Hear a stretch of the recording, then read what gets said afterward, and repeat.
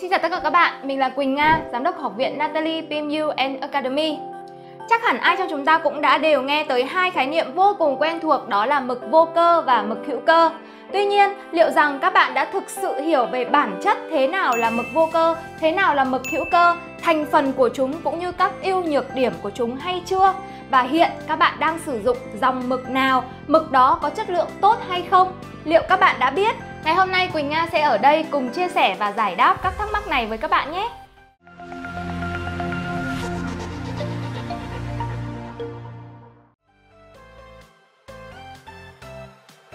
Các loại mực trên thị trường hiện nay gồm có 4 thành phần chính. Thứ nhất là sắc tố vô cơ, thứ hai sắc tố hữu cơ, thứ ba là các chất bảo quản và thứ tư đó là các chất mang.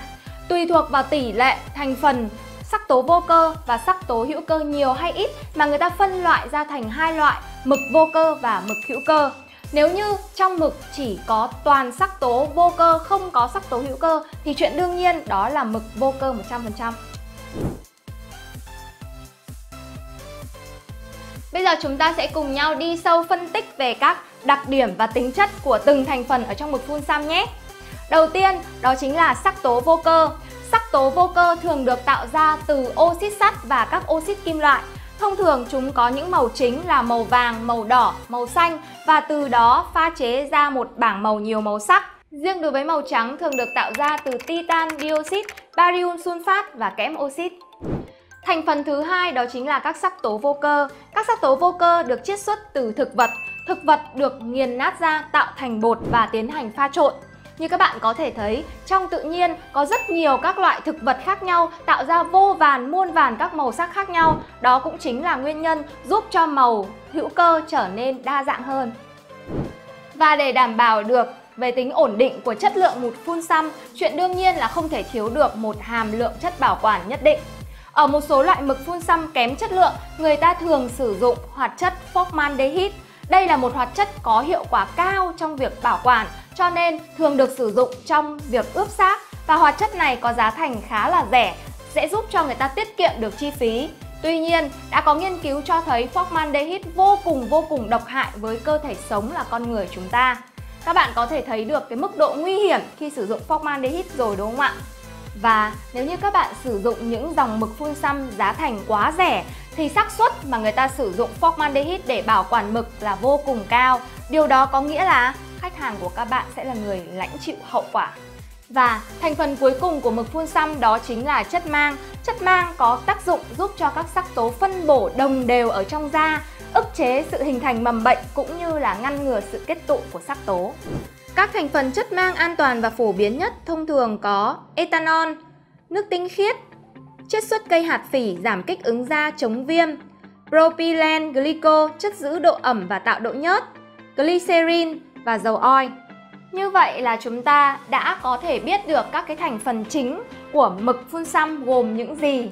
Và như Nga đã nói ở đầu clip, đó chính là mực chúng ta phân loại là mực vô cơ hay mực hữu cơ chủ yếu phụ thuộc vào cái phần trăm hàm lượng của sắc tố vô cơ và sắc tố hữu cơ nhiều hay ít ở trong mực. Chính vì vậy, bây giờ chúng ta sẽ cùng nhau phân tích chuyên sâu hơn về những ưu nhược điểm, những cái sự khác nhau, đặc tính của sắc tố vô cơ và sắc tố hữu cơ nhé. Điều đầu tiên chúng ta sẽ phân tích về khả năng kích ứng và dị ứng của sắc tố vô cơ và sắc tố hữu cơ. Theo các bạn, sắc tố nào thì sẽ có khả năng kích ứng và dị ứng cao hơn? Bây giờ chắc hẳn đáp án ở trong đầu các bạn xuất hiện, đó chính là sắc tố vô cơ, đúng không ạ? Sai. Sắc tố vô cơ đã được FDA công nhận về tính an toàn và ổn định cao hơn so với các sắc tố hữu cơ. Các sắc tố vô cơ sẽ có khả năng kích ứng và dị ứng hiếm gặp hơn do tính ổn định cao hơn. Còn ngược lại, các sắc tố hữu cơ thì lại có khả năng kích ứng cao hơn bởi khách hàng có thể dị ứng với một thành phần tự nhiên nào đó mà không biết trước. Ví dụ như trong thực phẩm có rất là nhiều người có khả năng dị ứng với các loại như là lạc, sữa, nha đam hay là một số các loại thực vật khác. Tiếp theo chúng ta sẽ phân tích về sự hấp thu vào cơ thể của sắc tố vô cơ và sắc tố hữu cơ. Đối với sắc tố vô cơ như ở đầu clip mình có chia sẻ, đó là sắc tố vô cơ thường được tạo ra từ các oxit kim loại, mà là các oxit kim loại thì thông thường sẽ nặng và không tan. Chính vì vậy, phân tử của các sắc tố vô cơ thường khá là lớn nên khả năng hấp thụ vào trong cơ thể là kém hơn. Còn đối với các sắc tố hữu cơ thì ngược lại, các sắc tố hữu cơ vì có chiết xuất là các thành phần tự nhiên, thiên nhiên, phân tử lại là các phân tử nhỏ, phân tử dạng nano, cho nên khả năng lan tỏa vào trong cơ thể, khả năng hấp thu sẽ cao hơn rất nhiều. Giải thích tới đây chắc hẳn các bạn cũng đã có thể hình dung được sắc tố nào có độ bền màu cao hơn. Đương nhiên, đó chính là sắc tố vô cơ, bởi vì sắc tố vô cơ được tạo ra từ các oxit kim loại nặng và không tan, cho nên nó không dễ dàng bị thẩm thấu cũng như là hấp thu và đào thải ra bên ngoài. Và cũng chính bởi các sắc tố vô cơ được tạo ra từ các oxit kim loại, cho nên màu sắc của các sắc tố vô cơ sẽ thường đậm hơn. Tuy nhiên, độ tươi sáng lại kém và dễ xỉn màu khi gặp môi trường bên ngoài. Còn các sắc tố hữu cơ thì ngược lại, màu sắc sẽ tươi sáng hơn và nhẹ nhàng trong trẻo hơn. Để tối ưu nhất, người ta sẽ pha trộn giữa sắc tố vô cơ và sắc tố hữu cơ. Và thông thường cái sắc tố vô cơ hàm lượng nó sẽ ít hơn so với các sắc tố hữu cơ. Lúc này chúng ta sẽ gọi đây là mực hữu cơ. Có nghĩa là gì? Mực hữu cơ không phải 100% là sử dụng sắc tố hữu cơ, mà trong đó sẽ có một hàm lượng sắc tố vô cơ nhất định. Việc sử dụng hợp chất hữu cơ tổng hợp hay còn gọi là mực hữu cơ sẽ mang đến rất là nhiều ưu điểm. Thứ nhất, màu sắc sẽ trở nên đậm hơn so với việc chỉ sử dụng sắc tố hữu cơ và trong trẻo hơn, tươi hơn, sáng hơn so với việc chỉ sử dụng sắc tố vô cơ. Hơn nữa, giải màu sẽ trở nên rộng hơn và phong phú hơn, cũng như là dễ dàng bóc tách được bằng laser. Và với rất là nhiều các cái ưu điểm mà Quỳnh Nga vừa nêu trên thì chắc hẳn rằng hợp chất hữu cơ tổng hợp hay mực hữu cơ sẽ là sự lựa chọn hàng đầu cho mỗi thợ xăm của chúng ta.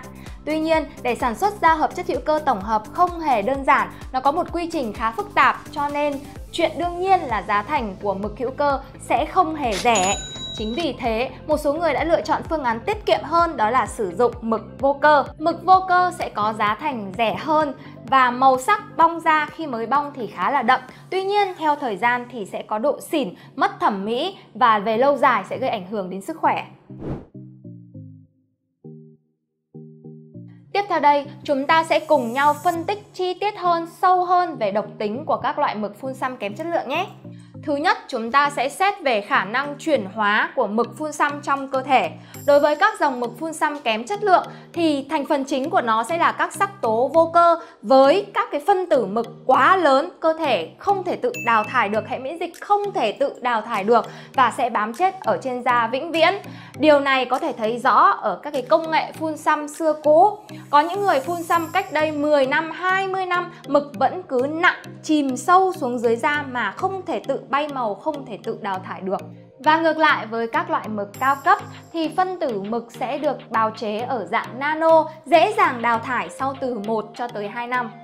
Thứ hai, chúng ta sẽ bàn đến tác hại của mực phun xăm kém chất lượng tới gan.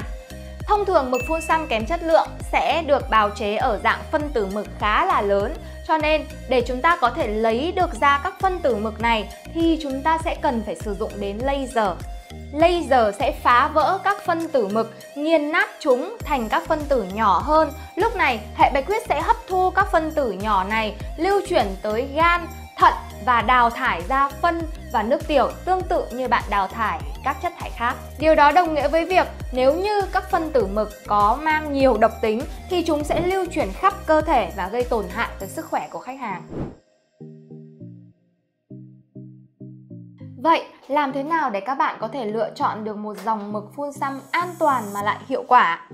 Không phải nhà sản xuất nào cũng trung thực về các cái thành phần mà họ sử dụng, cho nên việc nhận biết một loại mực tốt qua bao bì sản phẩm là khá khó. Chính vì thế, Quỳnh Nga sẽ đưa ra một số các cái biểu hiện, dấu hiệu để các bạn có thể nhận biết được thế nào là dòng mực phun xăm vô cơ, hữu cơ và lựa chọn cho mình một dòng mực phun xăm phù hợp nhất nhé. Đối với mực vô cơ thì giá thành thông thường là sẽ rẻ hơn so với mực hữu cơ. Màu sắc khi mới bong xong thì khá là đậm, tuy nhiên chỉ trong một thời gian ngắn sẽ rất dễ bị xỉn màu và tối màu. Thứ nữa, mực vô cơ qua một thời gian thì rất dễ bị lắng cặn. Các bạn sẽ nhìn thấy khá là rõ các cái vết lắng cặn mực ở trên bề mặt môi. Đó chính là các cặn của oxit kim loại không tan. Còn đối với mực hữu cơ thì ngược lại. giá thành sẽ cao hơn so với mực vô cơ. Màu sắc khi mới bong xong thì khá là nhạt, tuy nhiên theo thời gian các hạt mực sẽ có độ tan, độ đẩy màu lên và càng ngày màu sẽ càng trong và tươi hơn. Và tuyệt đối sẽ không bao giờ có hiện tượng lắng cặn. Quỳnh Nga tin chắc rằng với những chia sẻ vừa rồi sẽ giúp các bạn hiểu rõ hơn về bản chất của mực phun xăm. Các bạn hãy lựa chọn những dòng mực phun xăm chất lượng và đảm bảo để giúp bảo vệ sức khỏe của khách hàng thân yêu nhé. Cảm ơn các bạn đã theo dõi video của Quỳnh Nga. Các bạn đừng quên like và theo dõi các kênh của Quỳnh Nga. Hẹn gặp lại các bạn ở những video tiếp theo nhé. Bye bye!